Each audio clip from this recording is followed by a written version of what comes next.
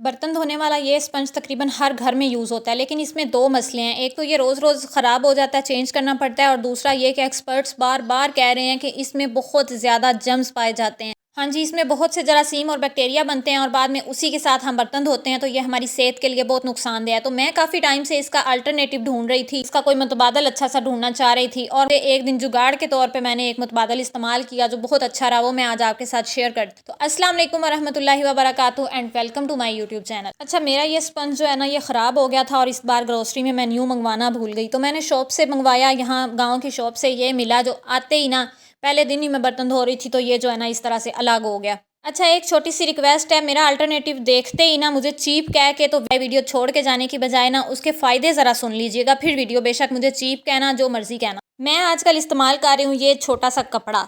अच्छा, पहले दिन तो मैंने ये सिर्फ जुगाड़ के और ऑप्शन के तौर पे यूज़ किया था कि जब तक मेरा नया स्पंज नहीं आता मैं ये यूज़ कर लेती हूँ, लेकिन इसको यूज़ करने का मुझे इतना मज़ा आया ना कि अब तो मैं इस पे टिकी गई हूँ और अब तो मैं परमानेंट यही इस्तेमाल करने वाली हूँ। क्यों मैं इतनी इस चीज़ से सेटिस्फाइड हूँ, इसकी 3 वजूहात हैं।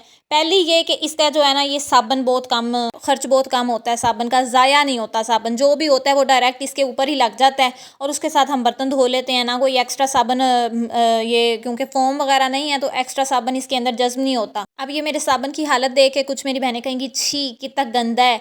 तो ये मेरी बेटी जो है वो छोटी सी है और एक दिन उसको शौक हो रहा था कि मम्मा मैंने बर्तन धोने हैं, तो ये उसने जो है ना वो पत्ती वाला स्पंज इसमें लगा दिया और अब ये उतर भी नहीं रहा। तो ये कुछ दिन लेगा, अब थोड़े टाइम में ही उतरेगा। मैंने इसको पानी से धो के भी देखा है। खैर, दूसरी सेटिस्फेक्शन ये है कि इसके साथ ना ये देखें आपके सामने झाग बहुत बन रही है, और हम तो वो लोग हैं जो सर को भी ना धोते हैं ना, तो देखते हैं जब तक झाग नहीं बनती ना तब तक हमें लगता है सर साफ़ नहीं हुआ, और जब झाग बन जाती है ना तो हम कहते हैं कि हाँ अब ठीक है।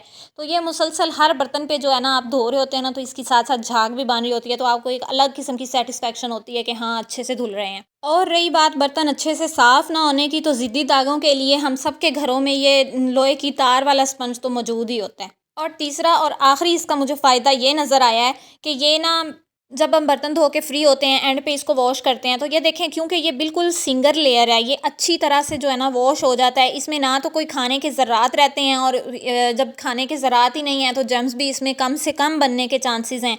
और सबसे मज़े की बात है कि जब तक हमने दोबारा बर्तन धोने होते हैं ना, तो ये बिल्कुल खुश्क हुआ पड़ा होता है। तो आपको ये भी पता होगा कि हम जो है ना वो कोई भी चीज़ है ना, हम बिस्तर वगैरह हैं, हम उनको भी धूप लगवाते हैं कि जरासीम वगैरह मर जाए, यानी कि चीज़ अच्छे से खुश्क हो जाए ना तो उसमें से जरासीम मर जाते हैं।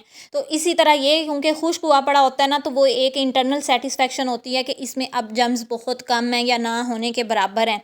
तो मैं तो इसलिए परमानेंट इस पे अब शिफ्ट हो गई हूँ। कोई मुझे चीप कहे, मिडिल क्लास कहे, मुझे जो मर्ज़ी कह ले, लेकिन मुझे ये चीज़ अच्छी लगी है। अगर आपको अच्छी लगी है तो वीडियो को लाइक कर लें, चैनल को सब्सक्राइब कर लें। नहीं भी अच्छी लगी तो एक बार ट्राई करके देख लें, फिर आके कमेंट्स में अपनी राय दे दीजिएगा। अपना ख्याल रखें, दुआओं में मुझे याद रखें। फिर मिलते हैं इंशाल्लाह नेक्स्ट व्लॉग के साथ। अल्लाह हाफ़िज़।